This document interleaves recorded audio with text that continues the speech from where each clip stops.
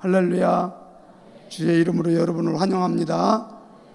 우리가 예배가 좀 자꾸 변하려고 하는 이런 그 프로그램을 가지고 있기 때문에 조금 순서가 틀려도 이렇게 또 예배를 드리는구나 하면서 여러분이 잘 적응 같이 하면 좋겠습니다. 전 시간에는 우리가 7월에는 아름다운 열매를 맺어야 된다. 그러면서 이제 열매 맺는 이러한 일들로 베드로가 과연 3,000명, 5,000명 더 많은 무리가 와서 이렇게 역사가 일어났는데 어떻게 해서 그런 역사가 일어났느냐? 내 말보다는 하나님의 말씀, 또 자기가 정말 예수님을 그렇게 높이 생각 안 했는데 그 예수님이 가장 낮은 자리에 십자가에 돌아가시기 직전에 얼마나 누추했겠습니까? 그런데도 불구하고 닭 한 마리도 우는 것을 자기가 스스로 조종하며 다른 닭은 다 멈춰도 베드로의 귀에 들릴 그 닭이 우는 소리를 이렇게 조정까지 해가면서 정확하게 닭 울기 전에 네가 나를 3번 부인하리라 정확하게 말씀하신 이러한 일들이 그에게 있었다는 것. 그래서 만왕의 왕 되신 분은 이 천체를 다 주관하신다. 그런데 우리의 힘으로는 그렇게 할 수가 없다. 그분이 사탄이 키에다가 참 곡식을 까불르듯 하나님과 멀어지게 하는 이러한 일들이 있다면 그 예수님께서 나는 내 믿음이 떨어지지 않기를 원해서 내가 기도하겠다. 그러면서 정말 예수님이 우리를 위해서 기도해 주셨다는 것이 전 주의 귀한 말씀을 요약한 것입니다. 오늘 저와 우리 창대교회 성도님, 오늘은 삭개오는 어떤 사람이냐면 그 굉장히 예루살렘 그 이스라엘에는 3대 도시가 있는데 첫째는 예루살렘, 두 번째는 가이사랴, 세 번째 3대 도시 중에 하나가 여리고예요. 그런데 예루살렘에 이렇게 들어갈 때는 이스라엘 백성들이 세 번의 절기를 지키면서 쭉 올라가는데 그 초입에 여리고라는 성이 있기 때문에 그 성이 부자일 수밖에 없어요.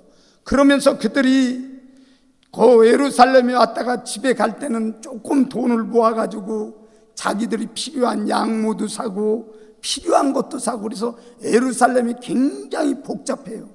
그런데 내려오다가 보면은 아주 비옥한 땅에 열매도 많이 맺고는 여리고성이 있는데 그 여리고성에서 이제 쉬었다가도 가고 잠도 자고 가고 그러면서 그 도시가 굉장히 큰데 성경에서는 삭개오의 이름을 이미지를 뭐라고 붙였냐면 부자요 세리장이에요. 따랐습니다. 삭개오는 부자요 세리장이요. 제가 이제 지났으니까 말씀을 드렸는데 저희 집안에 세무 공무원이 한 분 계셨어요. 근데 처음에 발령을 받아서 저 강남 부근인가 봐요.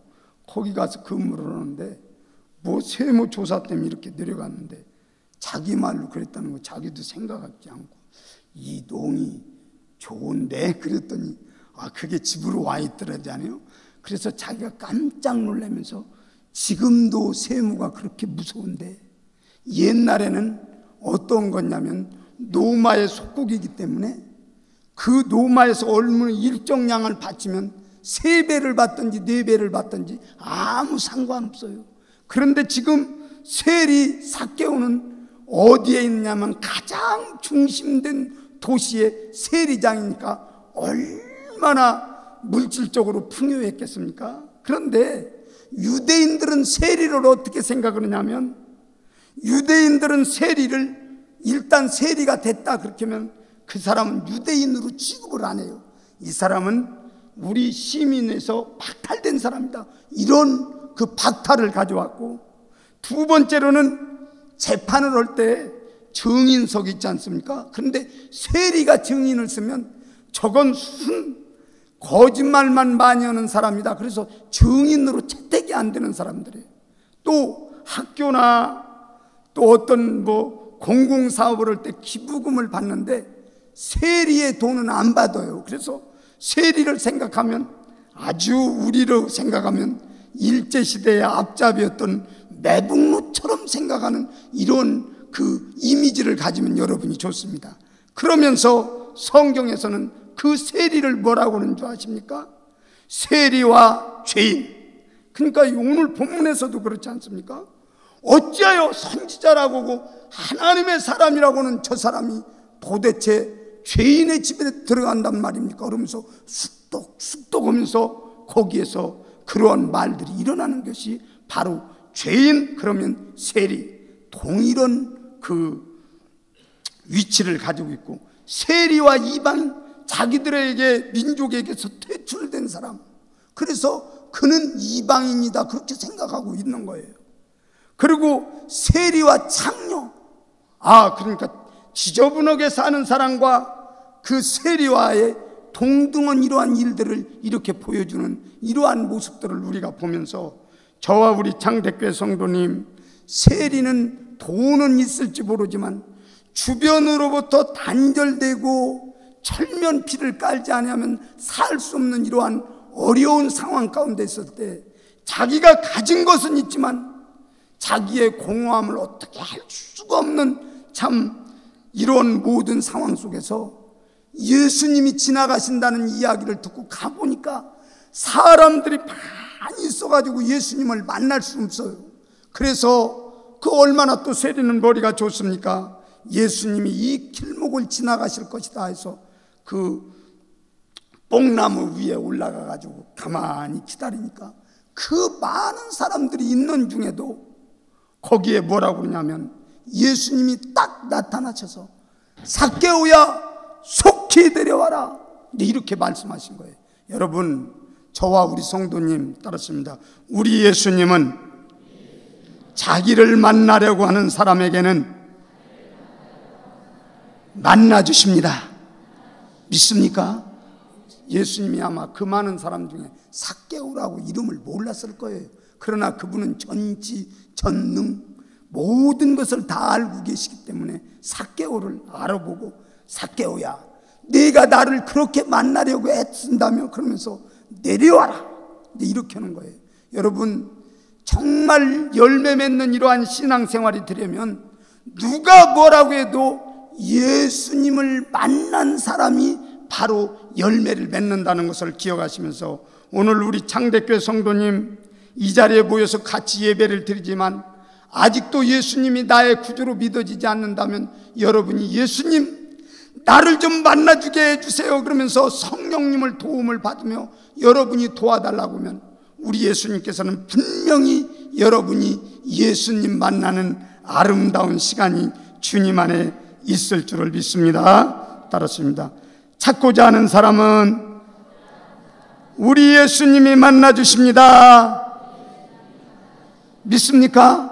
그래서 오늘 우리 창대교회 성도님, 사모하며 가는 사람, 오늘 본문에서 바로 여리고에서 일어났던 사람 아닙니까?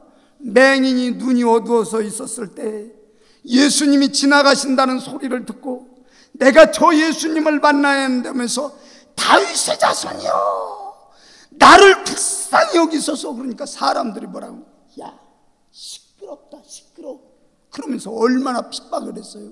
그래도 예수님 다윗의 자손이요 그렇게 애타게 부르짖으니까 예수님께서 그의 눈을 열어주셨지 않습니까? 여러분이 예수님, 내가 예수님을 만나기를 원합니다. 진짜 만나서 내가 예수님이 나의 주인인 것을 고백하고 싶습니다. 그렇게 사모하는 사람에게는 우리 예수님께서 여러분을 만나주시는데 부족함이 없다는 것을 여러분이 깊이 생각하며 오늘 열매 맺는 신앙은 따랐습니다. 열매 맺는 신앙은 예수님을 만나야 합니다.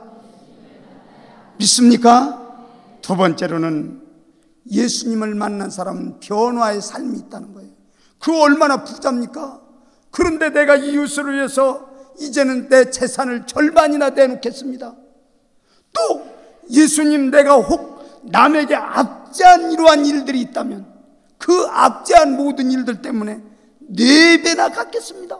그러면서 구약의 신명기에 약속한 그러한 신앙적으로 가겠다고는 이런 고백을 하는 이러한 일들을 볼 때 여러분 진짜 만난 그 예수님의 사람은 열매 맺으려면 자기가 외적인 표현으로 내가 하나님 예수님을 만나기 이전과 내가 예수님을 만난 이후의 삶이 이렇게 확연히 달라졌습니다 하면서 삶으로 고백되어지는 거예요. 여러분이 말로만 이론적으로만 예수님을 안다면 변화가 없어요. 보세요. 요 전장에 있는 귀한 말씀 중에 하나가 부자 청년 있지 않습니까? 예수님에게 당당히 나와서 예수님, 나는 예수님께서 말씀하신 이 계명을 다 지켰습니다. 그렇게 고백하지 않습니까? 그러니까 예수님이 볼 때 저놈은 나를 믿는 것보다 물질을 더 믿고 있구나 그러면서 아주 콕 집어서 야, 내 재산을 다 팔아 가난한 사람에게 주고 너는 나를 쫓아라. 그러니까 그 청년이 뭐라고 갑니까? 마음에 근심되어 이제는 자기의 길로 갔다고 이렇게 성경은 전하지 않습니까? 외적으로는 예수님께 나와서 내가 계명을 다 지켰는데 무엇을 했으면 좋겠습니까? 이렇게 말하지만 우리 예수님이 볼 때는 진짜 주인이 누구냐 그러면 그 사람에게는 물질이 주인이었기 때문에 콕 찍어서 얘기하는데 여러분 지금 주인이 누구십니까? 정말 내 자녀가 잘 되어가지고 내 인생길을 인도할 것 같지만 그 자녀도 이제 그게 아니고 또 내 권력의 모든 일들 때문에 내가 무엇을 할 것 같지만 그 권력의 모든 무상함은 우리가 늘 텔레비를 보아서 아는 일들 중에 하나지 않습니까? 물질, 여러분이 죽음 앞에 있을 때 그 물질이 여러분에게 무슨 영향을 끼치는지 한번 깊이 생각하시고 나의 재주, 여러분이 재주가 있다고 해도 그 재주로 인해서 무엇인가 영향을 줄 수 있는 건 아무도 없다고 하는 것을 여러분이 기억하시면서 오늘 우리 창대교회 성도님 따랐습니다. 예수님을 만난 사람은 나의 삶의 주인이십니다. 믿습니까? 그러면서 여러분의 삶이 진짜로 변하기를 예수님의 이름으로 간절히 축원합니다. 그분 앞에 가봐야 돼요. 제가 언제 빌리그레암 목사님 그 글을 보는데 미국의 유명한 인기 있는 대통령이 이제 죽음 직전에 있는 거예요. 그 죽음 직전에 있을 때 자기가 장관도 오고 또 국방부 장관도 오고 또 대통령도 오고 인기가 막 높이 올라갔는데 그의 마음에는 늘 괴로운 거예요. 내가 장관 되기 위해서 누구도 하나 눌렀고 또 내가 대통령 되기 위해서 없는 말을 꺼내서 흑색 선전도 했고 자기의 마음은 괴로운 거예요. 그러니까 죽기 하루 전에 빌리그레암 목사님 보고 목사님 나를 위해서 기도해 주세요 그러더니 빌리그레암 목사님이 신방을 가니까 다 나가라 그러더라는 거예요. 그러고 눈물을 흘리면서 내가 정치한다고 이 사람도 안 되겠고 저 사람도 안 되겠고 또 이것도 숨기고 저것도 숨기고 이런 사람이 구원을 받을 수 있습니까? 그렇게 하니까 빌리그레암 목사님이 뭐라고 했냐면 그러면요 우리 예수님의 배 다 토설하면 우리 예수님이 진정으로 당신의 영혼을 받으시면서 하나님의 나라에 가서 정말 잘 살 수 있는 귀한 나라에 입성할 거예요. 걱정하지 마시고 회개했어요. 그래서 회개의 목록을 적어가면서 그 죽음의 하루 전에 눈물을 흘리면서 대통령이었는데 뭐가 여한이 있겠습니까?